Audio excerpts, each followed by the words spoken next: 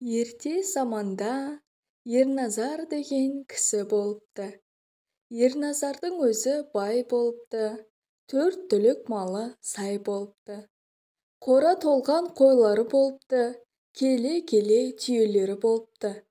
Өріс толған жылқылары болыпты. Ерназардың 8 ұлы болыпты.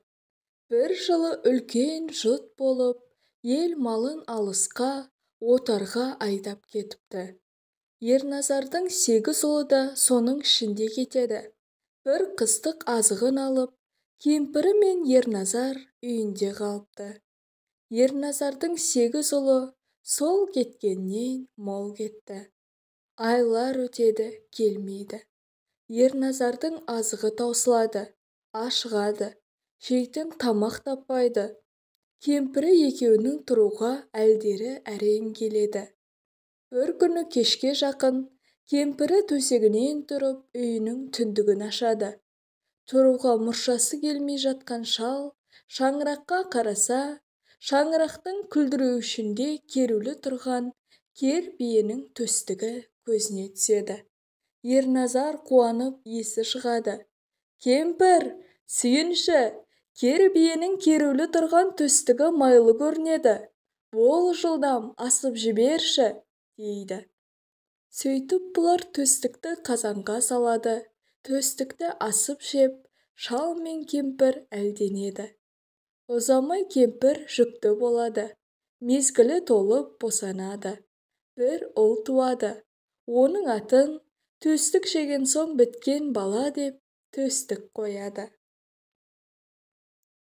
Төстік өзгеше бала болып өседі.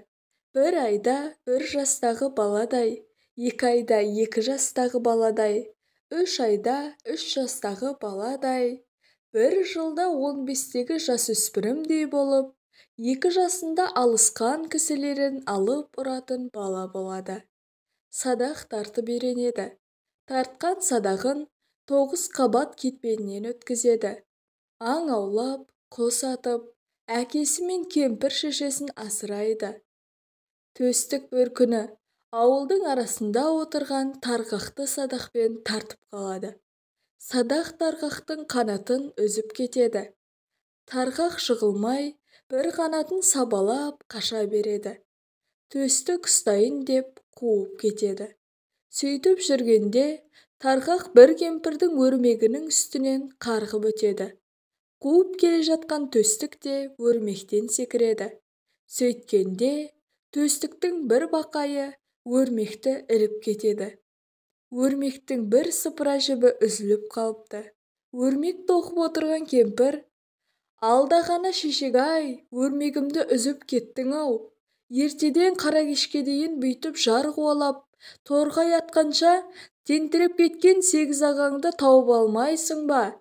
деп қарғап сілейді. Төстік кемпірге жауап қайтара алмай, оның сөзіне қатты қорланады.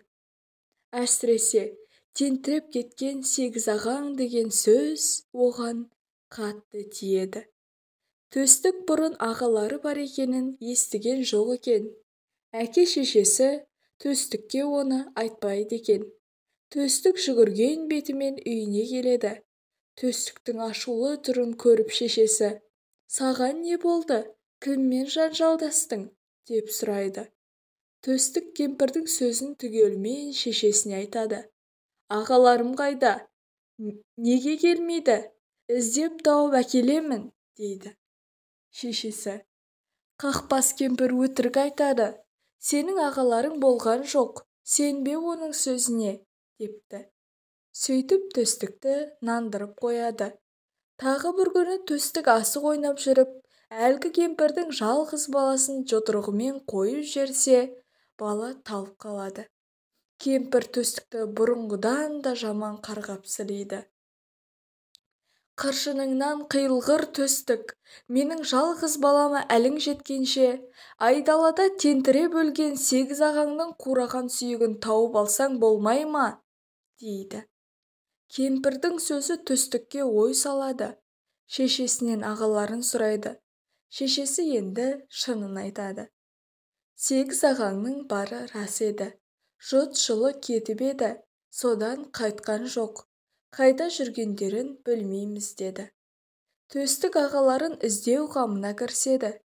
Кемпір шалға аң мен құстың етін қақтап үйіп береді де төстік жолға шығады. Беліне садақ байлап, қолына темір таяқ алады, аяғына етік киеді. Ай жүреді, жыл жүреді, талай елді, талай жерді аралайды. Жолдасы да садағы, азығы да садағы. Жолында кез келген аңды атып жеп отырады. Темір етіктен теңгедей, темір таяқтан тебендей қалғанда, алыстан соғым көтерген бел көрінеді.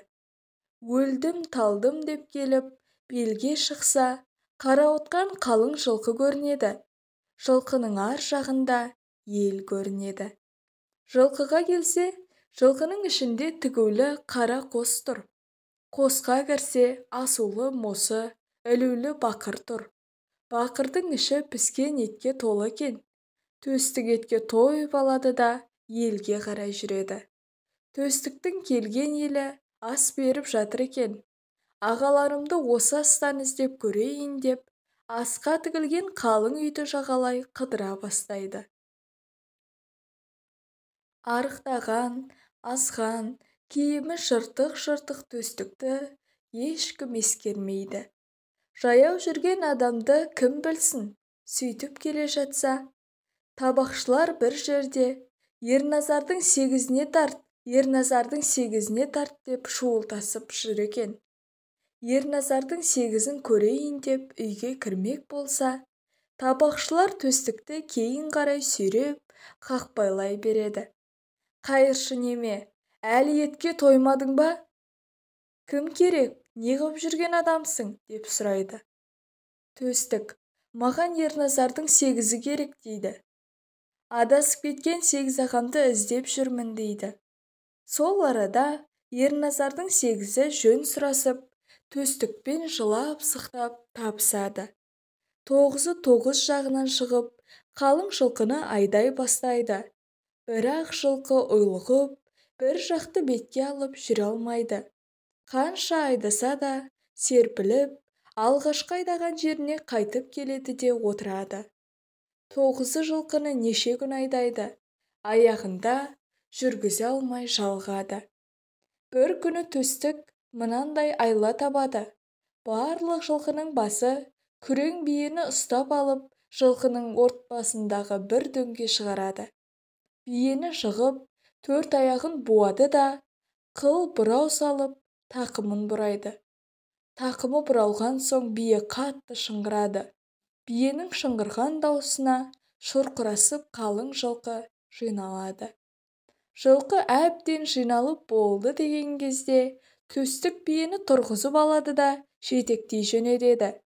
Сонда қалың жылқы өз беттерімен бұлардың соңынан шұбай жөнеледі. Енді ешқайсысы да жылқы айдап әлек болмайды. Күрең биені жетектеп жүреді де отырады.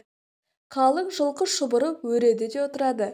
Судың тұнығын іше-іше, шөптің сонысын жей-жей, талай асқардан асып, шөлді басып, төстігі бастап, Ерназардың сегізі аман есен елдеріне келеді. Балалары аман есен келген соң, Ерназар ел жиып той қылады. Түйеден бура, жылқыдан айғыр, ту бие, қойдан құнан қой сойып, қымызын көлдей, етін таудай қылып үйіп қояды. Ақсақал, қарасақалын түгел разы қылады.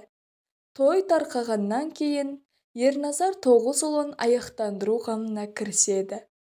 9-ына 9 келіншек іздейді. Келіннің 9-ын бір үйден таппақ болып ел қыдырады. Көп ел аралайды. Бірақ Ерназар ойлағандай 9 қыз бір үйден табылмайды. Сөйтіп Ерназар күдер үзіп келе жатса, алдынан бір ауыл көрінеді. Ауылдың ортасындағы үлкен қоңыр үйдің тұсына келіп, мейман болатындығын білдіреді. Үйге кірсе, керегенің басында 8 сырға ілулі тұр екен. Соны көрген соң Ерназар еңкілдеп жылай бастайды. үйдің бәйбішесі Ерназардан: «Неге жыладың?» деп сұрайды. «Жылаған себебім, 9 ұлым бар, соған 9 келіншек іздеп жүрген адаммын. 9 ұлымның бір әке-шешеден туғаны сияқты, 9 келінімнің де бір әке-шешеден туған болуын іздеп жүрген адаммын. Керегенің басындағы көп сырғаны көргенде тілегіме жеттім ғой деп қуанып қалып едім. Санасам, біреуі кем екен, соған жылап отырмын», дейді Ерназар.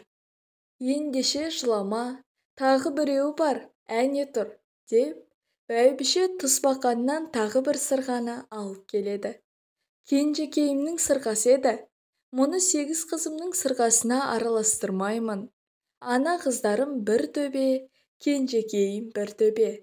Сондықтан кенжекейімнің сырғасы олардыкінен бөлек тұрады», деп сырғаны қайтадан іліп қояды. Ерназар оған: «Сенің 8 қызың бір төбе, кенжекейің бір төбе болса, менің 8 ұлым бір төбе, төстігім бір төбе еді. Кенжекейің төстігімдікі болсын», дейді. Сөйтіп Ерназар 9 қызға құда түсіп қайтады. Ерназар келіндерін алып қайтуға 9 ұлымен сапарға шығады. Жолда бұларға перінің қызы Бекторы кездеседі. Ол төстікті көріп ғашық болады. Төстікті кенжекейден айырып қалу қамына кіріседі. Ерназар 9 ұлымен кенжекейдің ауылына барып көп уақыт жатады. 30 күн ойын, 40 күн тойын істетіп, келіндерін алып, еліне қайтпақшы болады. Кенжекейдің әкесі қыздарына түгел енші беріп, көп жасаумен ұзатады. Сонда Кенжекей әкесінің берген еншісіне мінгізген ат, арттырған түйе, тарттырған жасауына разы болмайды. «Әкем маған жылқыдан шалқұйрық атты берсін, жасаудан ақсырмалы сауытты берсін, түйеден құбан кенді берсін», депті. Кенжекейдің әкесі қызына шуланып, кісісін қайта жібереді. «Қызыма айта бар, Ерназардың байлығы оған жетеді. Шалқұйрық атты сұрағаны несі? Шалқұйрық жылқымның құты, құтқа қыз ие болған жер бар мекен? Құбанген түйемнің басы, түйемнің басын сұрағаны несі? Қызда ондай түйе артқан бекен? Ақсырмалы сауыт атадан ұлға қалатын мұра, мені қызым қу бас дегені ме? Қызым үйтіп жаулығын білдірмесін», депті. Кенжекей әкесіне қайта кісі салыпты. «Шалқұйрықты сұрағаным ерге лайық ат еді, ер мінсін деп едім. Құбан-кенді сұрағаным ер қосын артсын деп едім. Ақсырмалы сауытты сұрағаным ер төстік ер еді, сол ер кисін деп едім», дейді.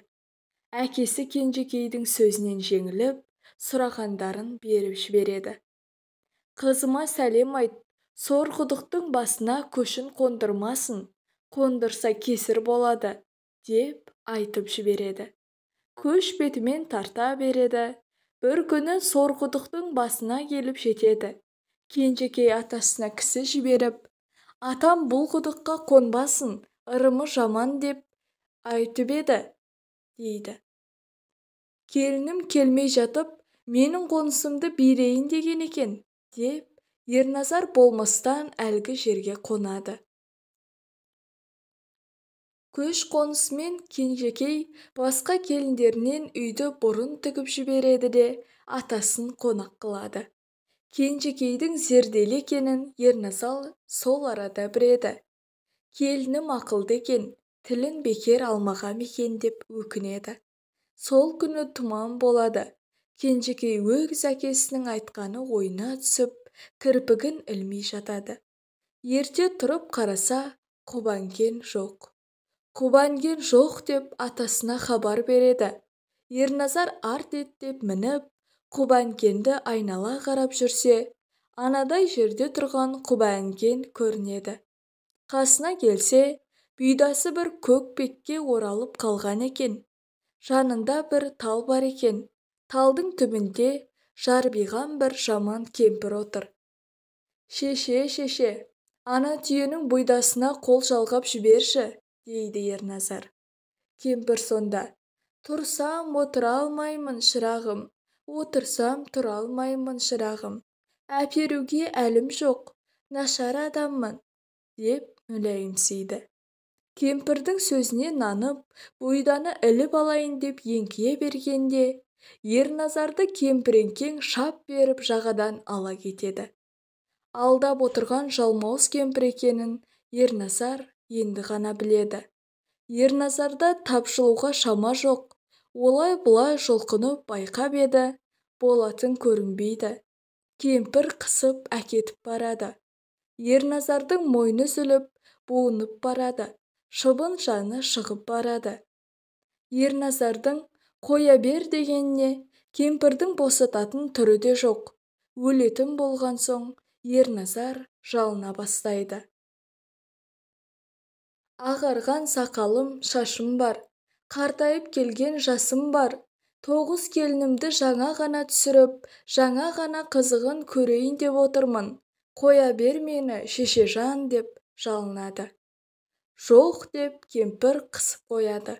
Ерназардың жаны шығып барады. 9 келін түсіріп, елдей көшіп келемін. Толып жатқан жасаудан тойғаныңша беремін. Босат мені, шешетай, дейді. Жоқ, деп кемпір қысып қояды. Ерназардың жаны шығып барады. Оған разы болмасаң, тоғай толған қойым бар, қанша алатын ойың бар? Жоқ, деп кемпір тағы да қысып қояды. Ерназардың жаны шығып барады. Оған разы болмасаң, желі толған түйем бар, соған бер мені, шешежан. Қоя бер мені, шешежан, деп жалынады. Жоқ, деп кемпір тағы да мойнынан қысып, Ерназардың жанын шығаруға сәл қалды. Оған разы болмасаң, өріс толған жылқым бар, не айтайтын сыйқым бар, о да болсын сенікі, бір әділ жан менікі, жіберші мені, шешеке, деп тағы жалынады. Жоқ, деп кемпір одан сайын қысады. Ерназардың жаны шығып барады. Оған разы болмасаң, сойылдай 8 ұлым бар, менде қандай құның бар, о да болса сенікі, бір әділ жан менікі, жібере көр, шешеке. Жоқ, деп кемпір қыңсыңқырап жібереді де, Ерназардың жаны мұрнының ұшына келеді. Өлуге аз-ақ қалды.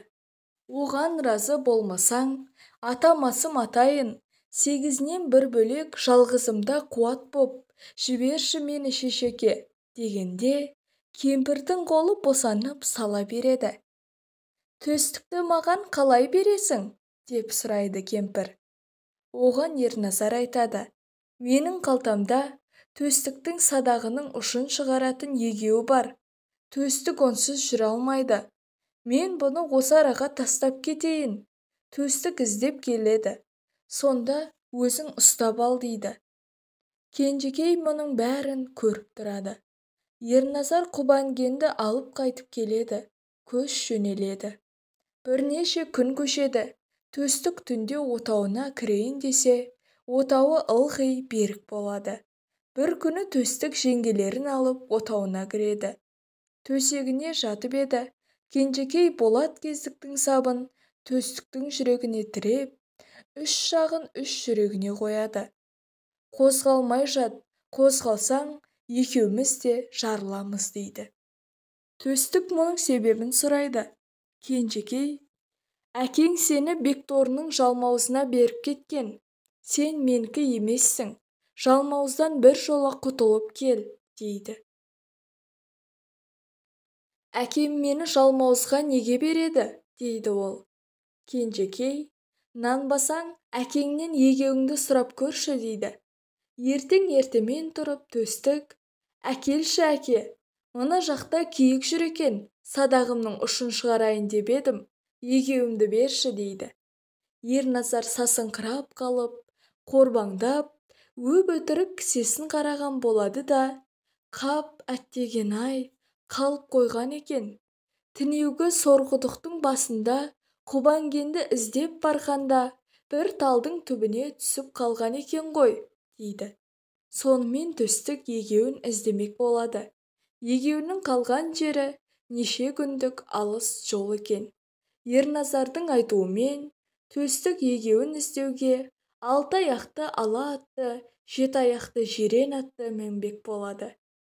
Төстік жылқыдан 6 аяқты ала атты мініп, 7 аяқты жирен атты жетегіне алып келе жатқанда, алдынан кенжекей шығып мынаны айтады: сан жорғаны алмадым, ер аты деп таңдадым, айыл тұрманы әбзелін төстік саған арнадым. Жабы емес қазақ ат, ер серігі қолғанат, шалқұйрықты мін. Төстік: сан жасауын алмадым, саған бола таңдадым, ақсыр малдай сауытты осы жолға ки төстік, деп зарлайды. Төстік кенжекейдің тілін алып, шалқұйрық атты мінетін болады. Жылқыдан шалқұйрықты ұстап әкелуге кісі жіберсе, барған кісіге шалқұйрық ат ұстатпайды. Алдына келгенін тістеп, артына келгенін теуіп, маңайына жан жуытпайды. Шалқұйрық ұстауға төстіктің өзі келеді. Шалқұйрық төстіктен қашпайды. Қолын созса, тырп етпей тұрып, жүгенге басын өзі ұсынады. Төстік жүрерде кенжекей құбәнгенге бура шөгереді. Не төстік өлді деген күні, не төстік келді деген күні шешіл деп серт қылады. Төстік жолға шығады. Төстіктің ауылынан ұзап шыққан соң, шалқұйрық атқа тіл бітеді. Төстік батыр, енді екеуміз жанымыз бір, қандай пәле болса да бірдей көреміз. Менің мына айтқан сөздерім есіңде болсын. Егеуіңнің қасында жалмауыз кемпір сені күтіп отыр. Сен егеуіңді ала бергенде ұстап алмақ. Егеуге жақындаған кезде кемпірді алдайтын бір ақыл тап. Кемпір алдана бергенде мен бетегеден биік жусаннан аласа бола берейін. Сол кезде сен егеуді іліп алда жөнел, артыңа қараушы болма, депті.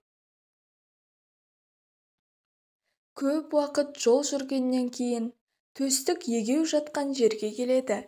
Келсе, егеудің қасында кемпір отыр. Ер төстік жақындай түсіп, шеше, артыңдағы қыздардың бәрі өзіңдікі ме дейді. Сонда кемпір артына жалт қарайды. Сол мезгілде шалқұйрық бетегеден биік, жусаннан аласа бола береді. Төстік те егеуді іліп алып жөнеледі. Сонда кемпір: сен бе едің төстік алдаған? Сеніме төстік, қап бәлем, деп, тамағы қырылдап, өкпесі сырылдап, қатты сасып, етегін басып, төстікті қуа жөнеледі. Төстік қашып келеді, кемпір қуып келеді. Бір мезгілде тау қаңбақтай ұшады, тас бұршақтай жауады. Шалқұйрықтың құйрығына қазандай тас орала кетеді. Шалқұйрықтың шапқан салмағына шыдамай, қара жер қақ айырылады. Шалқұйрық пен ер төстік жер астына түсіп кетеді.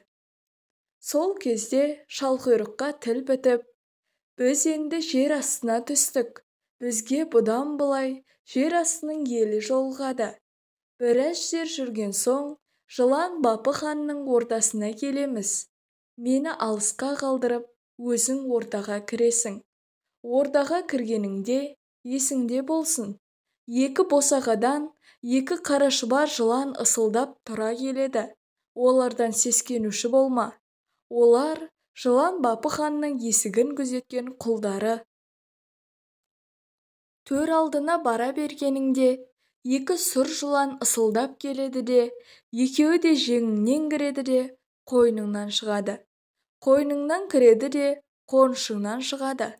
Бұлар жылан Бапы ханның ұлы мен қызы болады. Төрге отыра бергеніңде дәу 2 сары жылан ысылдап тұра келеді. Одан да сескенбе. Бұлар жылан Бапы ханның өзі мен әйелі. Егер де бұлардан сескенсең, сені ер төстік демейді. Жер астының еліне қадіріміз болмайды. Жер үстіне жол тауып шыға алмай қаламыз, деп ақыл айтады. Біраз жер жүрген соң, шалқұйрық айтқандай, жылан бапы ханның ортасы көрінеді. Төстік шалқұйрықты анадай жерде қалдырып, сәлем беріп, үйге кіреді. Екі босағадағы екі қара шұбар жылан ысылдап тұра келеді. Төстік одан сескенбейді. Төр алдына бара бергенде, екі сұр жылан ысылдап келіп, төстіктің жеңінен кіріп қойнынан шығады. Қойнынан кіріп қонышынан шығады. Төстік олардан да сескенбейді. Төрге шығып отыра береді. Бір мезгілде төсектегі екі сары жыланның бірі үлкен кісі болады да, бірі соның бәйбішесі болады. Жақсы келдің, ер төстік. Жер астындағы ел де сені ренжітпейді, дейді. Сұр жыланның бірі жігіт, бірі әдемі қыз болып кетеді. Олар да жер үстінің ер төстігі, жер астына жақсы келдіңіз. Жер астының алыптары, өнерпаздары сенің шылауыңда болады, дейді. Босағадағы екі қара шұбар жылан екі құл болып кетеді. Төстіктің алдына келіп, қол қусырып тұрады да, төстік жылан бапы ханның елінде ұзақ уақыт тұрады. Жылан бапы ханның Темір хан деген ара ханы бар екен. Темір ханның қызын жылан бапы хан сұрап, неше рет кісі жіберсе де, Темір хан қызын бермей қойған екен. Жылан бапы хан төстікті соған жұмсайды. Темір ханның қызына келіп берсе, төстікке өз қызын беретін болып уәде қылады. Төстік жылан бапы ханға Темір қызын әкеп бермек болып жолға шығады. Темір ханның елі 7 айлық жер екен. Төстік елсізбен келе жатса, алдынан бір адам көрінеді. Бұл не қылған адам деп абайласа, әлгі адам ағаштың басында отырған екі сауысқанның құйрығын білдірмей жұлып алады да, білдірмеген боймен бірінің құйрығын біріне қондырып қояды. «О, не қып жүрген жансың?» деп төстік қасына жетіп келеді. Жердің үстіндегі төстік жердің астына түсті дегенге, соған жолдас болайын деп жолын тосып жүрген адам едім, дейді әлгі кісі. Төстікке жолдас боларлықтай қандай өнерің бар еді, дейді төстік. Алғанда адамға сездірмейтін асқан ептедім. Жан жануарлардың сағы сауысқан болса, құйрықтарын ұрлап алып, бірінің құйрығын біріне кигізгенімді сезбей қалады, дейді кісі. Жарайды, ендеше сол іздеген төстігің мен боламын, дейді төстік. Екеуі жүріп келеді. Тағы бір елсізбен келе жатса, жолдарында бір адам көрінеді.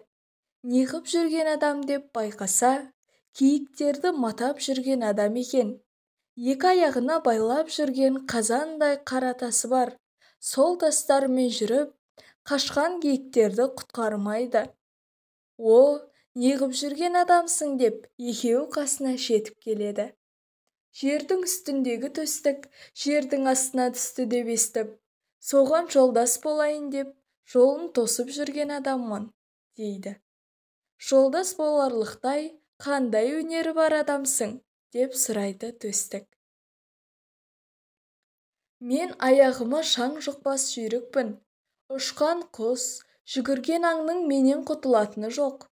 Киіктерді қуғанда, өз екпініммен ағып өтіп, киікті ұстай алмайтын болған соң, аяғыма қазандай қара тас байлап алып қуамын.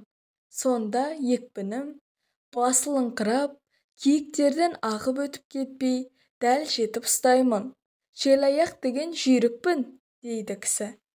Жарайды, ендеше сол іздеген төстігің мен боламын.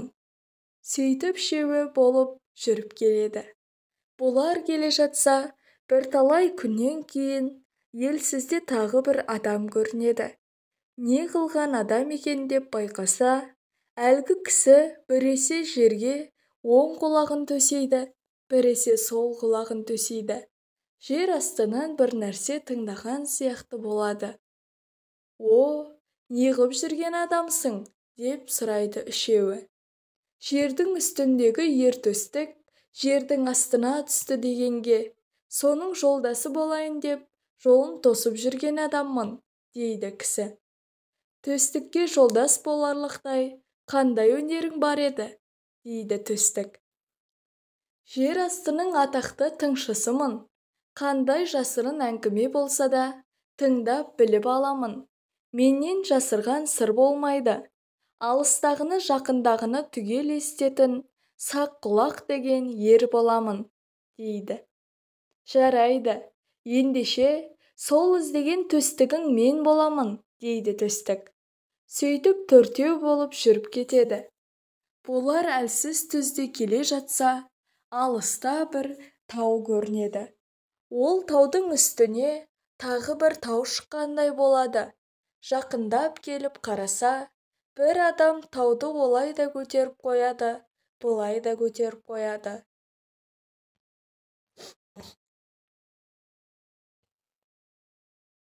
Бір тауды көтеріп, бір таудың үстіне қояды. О, неғып жүрген адамсың, деп төстік қасына жетіп келеді. Жер үстіндегі төстік жердің астына түсті дегенге, соған жолдас болайын деп жолын тосып жүрген адаммын, дейді әлгі кісі. Төстікке жолдас боларлықтай қандай өнерің бар еді, дейді төстік.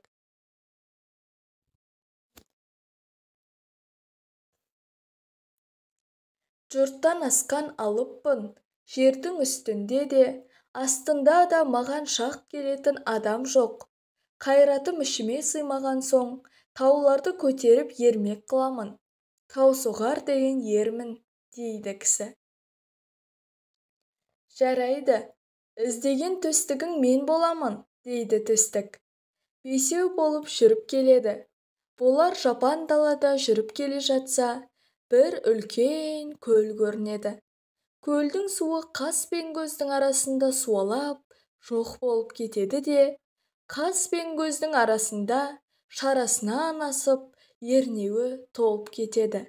Ер төстік жолдастарымен мұның мәнісін түсіне алмайды.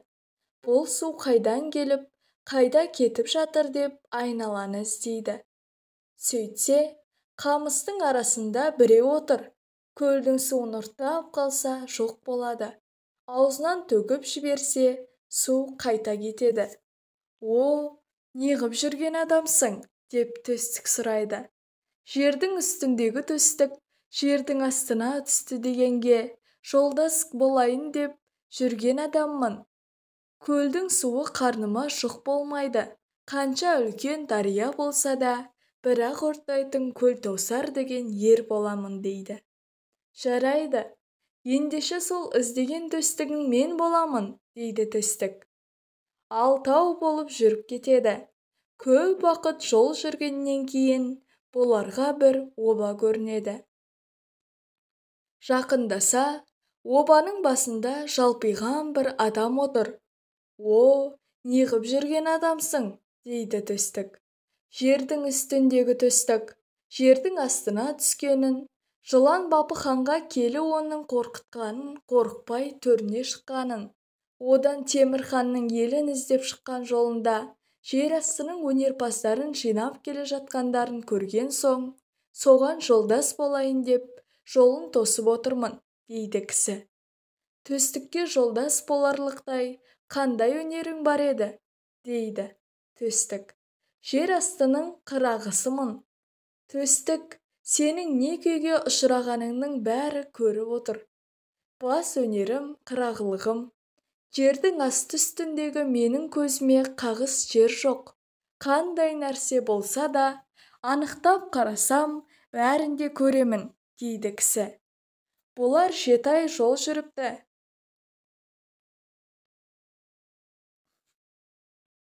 Сөйтіп бұлар 7 ай жол жүріпті.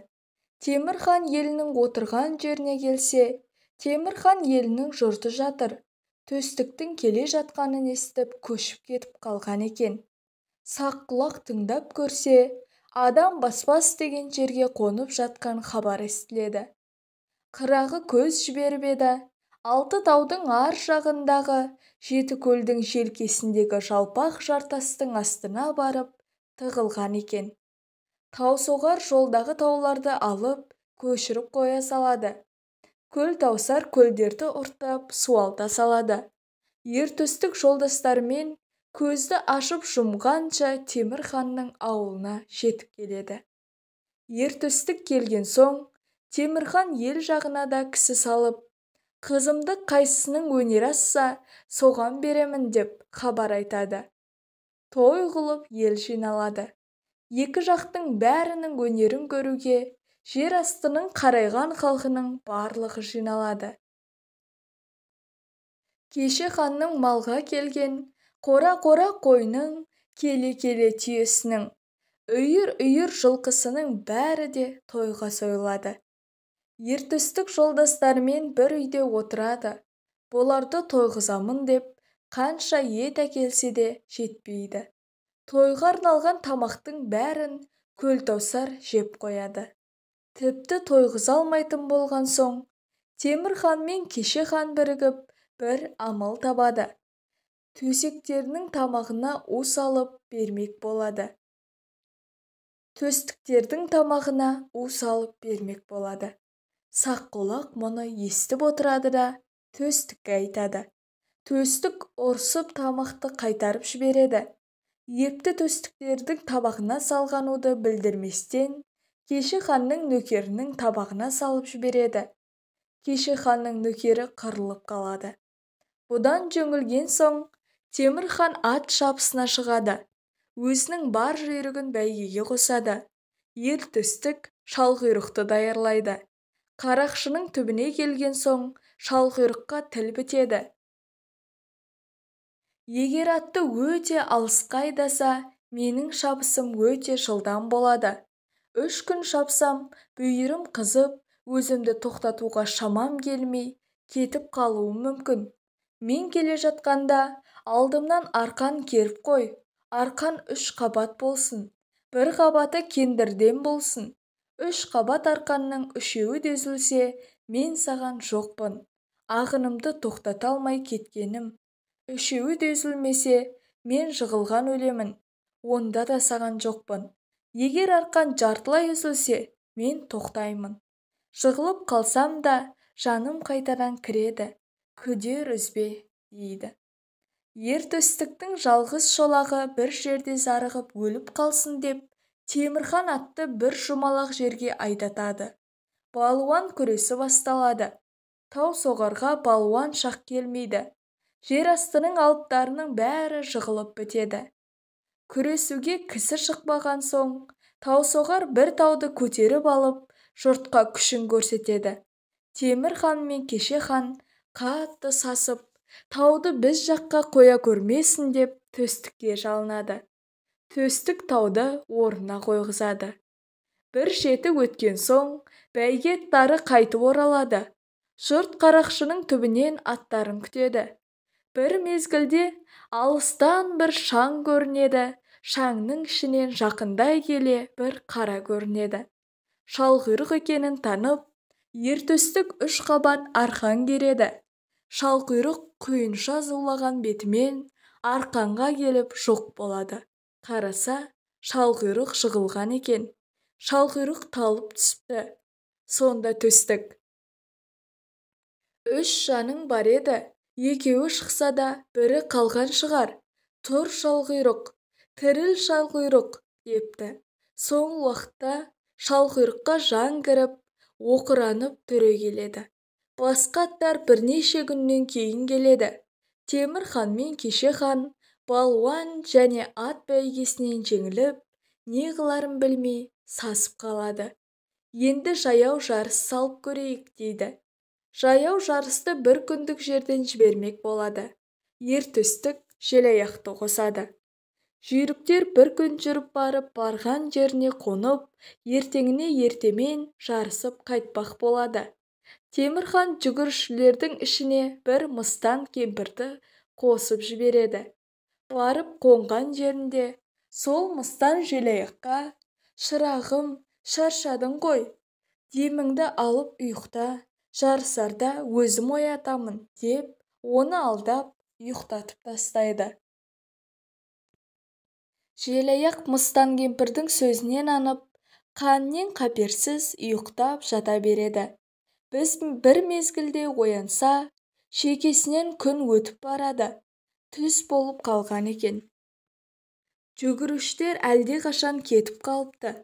Кемпірдің алдағанын біліп, желаяқ санын бір-ақ соғып тұра жөнеледі. Жерден бір уыс топырақты ала жөнеледі. Құстай ұшып, құйындай ұйытқып келе жатса, жаяулар да қарақшыға жақындап қалған екен.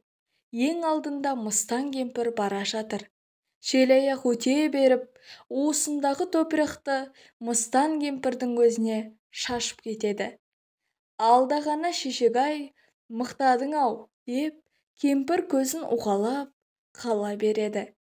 Сөйтіп жаяу бәйгесінде ертөстік жеңеді. Темірхан енді қайтадан той жасап, қызын Жылан Бапы ханға ұзатпақ болады. Темірханның өрнеуі, 40 құлаш үлкен қазаны терең көлге түсіп кеткен екен. Нағыз ер болса, соны алып берсін деп, ол ертөстікке кісі салады. Көлдің суын құрт деп төстік көлтаусарды жұмсап еді. Қанша ұрттаса да, көлдің суы көлтаусардың ұртына сыймайды. Көлдің 3-тен 1 қалғанда, көлтаусардың ұрты суға толып бітеді. Сонда шалқұйрыққа тіл бітіп, қазанды мен сүңгіп алып шығамын, деп рұқсат сұрайды. Ертөстік рұқсат береді. Шалқұйрық, мен суға сүңгігенде ақ көбік шықса жақсы болғаны, қуана бер, аман есен қазанды алып шыққаным. Қызыл көбік көрінсе жаман болғаны, алып шығалмай су астында қалып қойғаным, дейді. Шалқұйрық суға сүңгіп кетеді. Көпке дейін еш нәрсе білінбейді. Bir мезгілде ақ көбік көрінеді. Ертөстік қуанады. Оның артынан ұзамай қызыл көбік көрінеді. Ертөстік шошынып, зарлана бастайды. Ертөстік зарланып тұрғанда, шалқұйрық дәу қара қазанды құйрығына орап, су үстіне шыға келеді. Шалқұйрыққа тіл бітіп сөйлейді. Су өте терең екен, түбіне зорға жеттім, қазанды зорға таптым. Сонда ақ көбік шықты. Қазанды көтеріп шығу қиын болды. Тістеп едім, шығара алмадым. Сонда қызыл көбік шықты. Құйрығымды ұзартып, қазанды орап алып зорға шықтым, дейді. Шалқұйрықтың аман есен шыққанына Темірхан елі қатты сүйсінеді. Темірхан ертөстіктерге арнап үлкен сарай салдырып, құдаларды сонда кіргізеді. Құдалардың кіруі-ақ мұң екен. Есік сарт етіп жабылып қалады. Сарай тұтас темірден салынған екен. Аузын мықтап құлыптап тастап, сыртынан тау-тау қылып отын үйеді де, от жағып өртей бастайды. Сарай қызуға айналады. Сарайдың ішіндегі төстік жолдастарымен күйетін болады. Тау соғар орнынан тұрады да, сарайдың есігін теуіп жереді. Есік шалқасынан түседі. Көлтаусардың бір ұртында бір көлдің суы бар екен. Бүркіп жібергенде, айналасындағы өрттің бәрін сөндіріп тастайды. Темірхан мен кеше ханның айласы әбден құриды. Ертөстікке қызын беріп, Жылан Бапы ханның еліне қарай шығарып салады. Сөйтіп ертөстік Жылан Бапы ханға қайтады.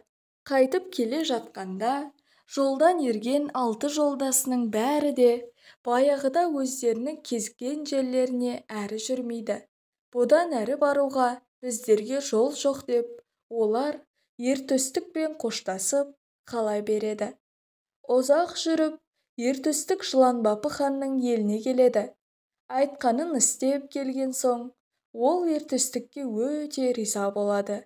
Өзінің қызын береді де, және не қалайсың деп төстіктен сұрайды. Сонда төстік, жер үстіне шығамын, еліме қайтқым келеді, дейді. Жылан Бапы хан төстіктің тілегін орындап, қызын беріп, және қаншама жолдас қосып, жер үстіне қарай шығатын есікке қарай шығарып салып, қош айтысып қала береді. Жер үстіне шығатын есікке дейін 6 айлық жол екен. Жолдың ауырлығына шыдамай, жылан бапы ханның қызы және жолдастарының бәрі қырылып қалады. Жалғыз-ақ Күңке деген бір күңі мен Шалқұйрық, ер төстік үшеуі аман қалады. Үшеуі шаршап, бір бұлақтың басына келіп жатады. Бұлақтың басында бір үлкен бәйтерек тұрады. Бір мезгілде сол бәйтеректің басынан шуылдаған зарлы дауыс естіледі. Қараса, шуылдаған балапандар екен. Ер төстік садағын алады да, өрмелеп бара жатқан айдаһардың екі көзінің арасынан дәлдеп тартып қалады. Айдаһар жерге сылқ ете түсті. Айдаһардың жерге құлап қалғанын көрген соң, балапандар шошуын тоқтатады. Ер төстік бір дауыстан шошып оянса, қатты дауыл тұрған екен. Дауылдың артынан бұршақ аралас жаңбыр жауады. Жаңбырмен қабат суылдаған дауыс естіледі. Соның артынша ұзамай-ақ бір алып қара құс көрінеді. Алып қара құс суылдаған бетімен бәйтерекке келіп қонғанда, бәйтерек майысып, сынып қала жаздайды. Ол алып қара құс самұрық екен. Самұрықтың үлкендігі сондай, жайып жібергенде, бір қанатының өзі 1 айлық жерді алып кетеді екен. Қонысымен самұрық бәйтеректің түбіндегі ер төстікті бүруге тап береді. Бірақ балапандары шыр-шыр еткен соң тоқтайды. Самұрықтың 2 басы бар екен. Бір басы адамдыкіндей, бір басы құстыкіндей екен. Самұрықтың адам басы ер төстікке тіл қатады. «Ей, адам, бұл жерге не жұмыспен келдің? Менің балапандарымды аулай келдің бе? Бұл жерді адам басқан емес, бұл менің мекенім», дейді. Оған ер төстік: «Мен жер үстінің ер төстігі едім. Сенің мекеніңе адасып келдім. Балапандарыңа қастық ойлаған жоқпын. Ана жатқан айдаһардан айырып алдым. Нанбасаң, өздерінен сұра», дейді. Балапандар ер төстіктің жасаған жақсылығын жасырмай айтып береді. Сол арада алып қара құс ер төстіктің аяғына жығылып, онымен айырылмастай дос болады. Алып қара құс жылына 1-ақ рет балапандайды екен. Содан кейін балапандарына жем іздеп алысқа кетіп, 1 айда 1-ақ қатынап, қайтуға мұршасы келмей жүреді екен. Алып қара құстың сол кеткенін аңдып жүріп, сол маңдағы бір айдаһар жыл сайын балапандарын жеп кетеді екен. Алып қара құс содан запы болып қайтқанда, балапандарым аман болса екен деп жылап қайтады екен. Бағанағы дауыл асығып ұшқанда алып құстың қанатынан тұрған жел екен. Жаңбыр соның жылаған көзінің жасы екен. Өзі жем іздеген, сапарынан қайтқанда балапандарын аман көргені осы жолақ екен. Алып қара құс ер төстікпен дос болған соң, «Не қалайсың?» деп сұрайды. Ер төстік басынан кешкен әңгімесінің бәрін айта келіп, адасып жүргенін, енді жер үстіне шыққысы келетінін айтады. Алып құс ер төстікті қанатынан мінгізіп ұшып, тар төсектен өткізіп, жер төсекке шығарады. Қоштасарда төстікке бір тал қауырсынын үзіп береді. Денемдегі ерекше қасиеті бар жалғыз тал қауырсыным осы еді. Қысылған жеріңде осы қауырсынды тұтатсаң даяр боламын. Қандай қысымшылықта болсаң да құтқарып аламын. Егер де оны жоғалтып алсаң, менен жәрдем күтпе, дейді. Жер үстіне шыққан соң ер төстік күннің қызуына балқып, ауыр ұйқыға кетеді. Еш нәрседен қауіпсіз жата береді. Ер төстікті жалмауыз кемпір ұстай алмай қалған соң, перінің қызы Бектора ашуланып, кемпірді буындырып өлтірген екен. Кемпірден Шойынқұлақ деген бала қалған екен. Бекторы соған ер төстіктің шығатын жерін күзеттіріп қояды. Ер төстік жер астында қалмайды. Жердің бетіне қашан болса, әйтеуір бір шығады. Сол шыққанын аңдып отыр. ұстап ал. Егер ұстай алмай қалсаң, менен жақсылық күтпейсің дейді. Шойынқұлақ содан бері ер төстікті күзетумен болған екен. Жер үстіне шығып, ұйықтап жатқан төстікті ұстап, қол-аяғын байлап алып, Бекторыға әкеліп береді. Бекторы ер төстікті зынданға салып тастайды да, күңкені Шойынқұлаққа қосады. Шалқұйрықты бекітіп ұстайды. Сонымен ер төстік ұзақ уақыт зынданда қалып қояды. Шойынқұлақтан жүкті болып, күңке бір бала туып алады. Шойынқұлақ Шалқұйрықты мініп аң аулайды. Шалқұйрықты бекітуге тұсау шақ келмейді. Бір күні Шойынқұлақ аңнан қайтып, Шалқұйрыққа тұсау таба алмаған соң, оны өзінің 40 құлаш қайыс белбеуімен тұсайды. Қайыс белбеудің бір жағы шешіліп кетеді. Аяғы босаған соң, Шалқұйрық шауып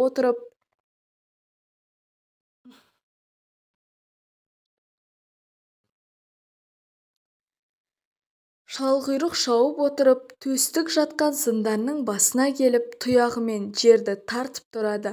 Сөйткенде белбеу ер төстік жатқан құдыққа түсіп кетеді. Белбеуінде Шойынқұлақтың шақпағы бар екен. Төстік сол шақпақпен алып, қара құс берген қауырсынды тұтатады. Қауырсын тұтанысымен-ақ алып қара құс жетіп келеді де, қанатына мінгізіп, құдықтан шығарады. Қол-аяғын шешіп алады. Қолымнан келген жақсылығым осы досым. Шойынқұлаққа әлім келмейді. Себебі оның жаны өзінде болмайды. Жанын ол ешкімге білдірмей, өзінен бөлек бір жерде сақтайды. Қайтсең де соның жанын тауып ал. Жанын таппасаң, құтыла алмайсың дейді де, қоштасып кете қалады. Төстік Шалқұйрыққа мініп, Шойынқұлақтың үйіне келеді. Келсе Шойынқұлақ Шалқұйрықты іздеп кеткен екен. Күңке төстікке жылап кіріседі. Көрген қорлықтарының бәрін шағып, Шойынқұлақтан құтқар деп жалынады. Ер төстік күңкеден Шойынқұлақтың сырын түгел сұрап біледі. Шойынқұлақ баласын өте жақсы көреді екен. Баласынан аяйтыны болмайды екен. Соны білгеннен кейін төстік күңкеге мынаны айтады. Кешке Шойынқұлақ келеді. Келгеннен кейін тамаққа әбден тойғызып жатқыз. Көз ұйқыға бата берген кезде баланы қайта-қайта шымшып жылата бер. Шойынқұлақ бала неге жылайды десе, балаң, мен Шойынқұлақтың баласы емес, ер төстіктің баласы болсам керек. Егер Шойынқұлақ менің нағыз әкем болатын болса, жанымды жанына қосқызып қоятын еді. Жанының қайда екенін маған әлі айтқан жоқ деп жатыр. Басқа еш нәрсе айтпа дейді. Сөйтеді де ер төстік баланың бесігінің астын қазып алып жасырынып жатады. Кешке Шойынқұлақ келеді. Ер төстік айтқандай, күңке оны тамаққа тойғызып жатқызады. Жатқан соң баланы жылата бастайды. Баланы әлдилеп уатқан болып отыра шымшып жылата береді. Сонда Шойынқұлақ, балам неге жылайды, сұрашы дейді. Күңке баланың жылағанын сұраған болып, Шойынқұлаққа жауап қайырады. Балаң, мен Шойынқұлақтың баласы емес, ер төстіктің баласы болсам керек. Егер Шойынқұлақ менің шын әкем болса, жанымды өз жанына қосқызып қояр еді. Ер қосу бұлай тұрсын, жанының қайда екенінде осы күнге дейін маған айтпай жүр. Ер төстік болса, жанының қайда екенін әлде қашан айтып берер еді. Соған жылаймын, дейді балаң, деп Шойынқұлақты нандырады. Балам былшылдамасың. Оның әкесі төстік емес, мен. Оған менің жаным керек болса, оңаша жерде айтып беремін, дейді Шойынқұлақ. Сөйтеді де күңкені үйден шығарып жіберіп, Шойынқұлақ баласының бесігіне келіп, құлағына сыбырлап, жанының қайда екенін айтады.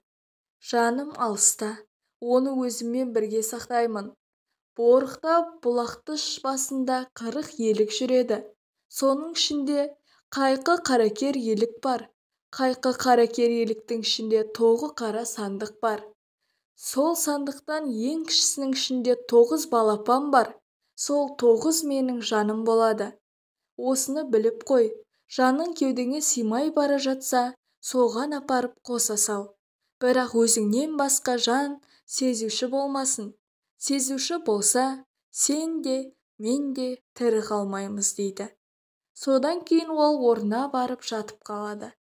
Шойынқұлақтың жанының қайда екенін біліп алғаннан кейін Төстік салып отырып Борықты бұлақтың басына келеді. Еліктердің су ішетін суатын аңдып жасырынып жатады. Күн шаңқай түс болған мезгілде 40 елік Борықты бұлақ қайдасың деп салып келе жатады. Суатқа жақындаған кезде осқырынып тұра қалып қайта жөнеледі. Күн ысыған сайын еліктер суға беттеп келеді де, жақындаған мезгілде осқырыныш тұра қалып жалт беріп қайта жөнеледі. Ұзап кетеді де, шөлге шыдамай суға қайта ойысады, бірақ суатқа жақындамайды. Үркіп осқырынып тұра қалады. Әлден уақытта еліктер бір-бірімен сөйлесе бастайды. Біреуі су басында бір бөтен иіс бар дейді. Енді біреуі адам иісі секілді дейді. Шойынқұлаққа қастық ойлаған біреу шығар дейді. Әсіресе қайқы қара керейлік өзгесінен оқшау артында жүреді. Еліктер әлгіде сөзге келгенде ол қаша жөнеледі. Сонда Ертөстік үн беріп мынаны айтады. Жан серігім 40 елік, жаным сенде 40 елік, жасымнан болдың жан серік, мен Шойынқұлақпын дейді. Сонда еліктер қашпай суды жағалай бастайды. Суаттан жапырласып су ішуге бас қояды. Арт жағынан қайқы қарагер елік те бас қояды. Еліктер өте шөлдеп қалған екен. Суға тойып, қарындарын қампитып, қайқайып шыға келеді. Әсіресе қайқы қараның қарны жер сызып, суаттан шыға берген кезде Төстік қарнын дәл көздеп садақты тартып қалады. Қарны ақтарыла, 9 қарны сандық жерге сау ете түседі. Ең кішісін ұстай алып, Төстік ашып жіберсе, іші толған балапан шүпір-шүпір етеді. Санап жіберсе 9 екен.